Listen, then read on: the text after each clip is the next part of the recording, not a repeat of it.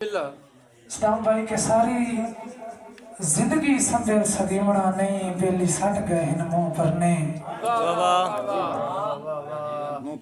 जी मेहरबानी आसिफ माजिद साहब भाई सारी जिंदगी संदेल सदीमना नहीं बेली सट गए इन मुंह पर ने मेरी सिक दे वेड़े पाए गए नफरत दे यकदम मरने और चंगे कीते होए माली लगदे आंदे नहीं सारी उम्र विसरने मेरे जख्मी दिल दे चौक दे विच दित्ती बैठन सोफड़े धरने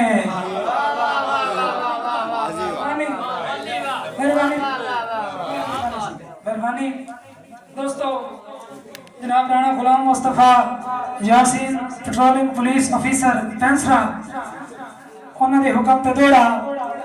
कि सदराना तेरिया दीदां दा रंग है अनरोया बुत मेरा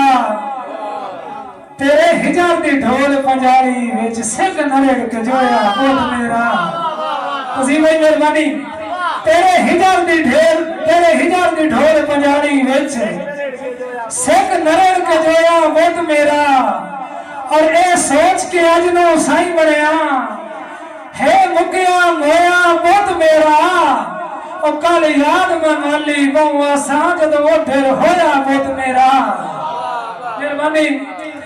राणा साहब और साहब मेहरबानी किबला जी मेहरबानी दोस्तों दक थाम तजे बदे घोड़े नु दे दम थले काना चुप कर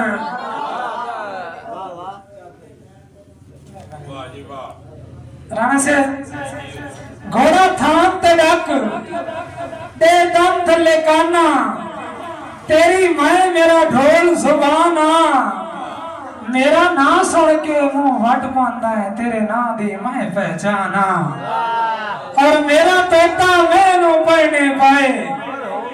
आए होनी तू परेशान आ जाए बोलन दा तैनू हाल दसिया मैं माली ओ इंसान और राणा साहब सुखी जेकर लगदे होवन सुख भी उदों चंगे लगदे अपने दे के राजी होवन दुख भी उदों चंगे लगदे और जेड़े बूटे हाथ दी धुप विच सिर दी माली छावन बनदे भावे मिठे फल ना देवन रुख भी उदों चंगे लगदे और सदाम चुशकाना साहब जनाबे अब्दुल रज़ाक रजोगा साहब अल्लाह दिता है बेली मर्जियां दा सुबह शाम दीदार दी चस लेना कदी बंतर वेंदा अखियां दी ते कदी भुखन वार दी चस लेना और जदों सज के टुरदा हुसन दा शाह ओदे हार सिंगार दी चस लेना लख शुक्र है माली रब साईं दा नित पाक प्यार दी चस लेना।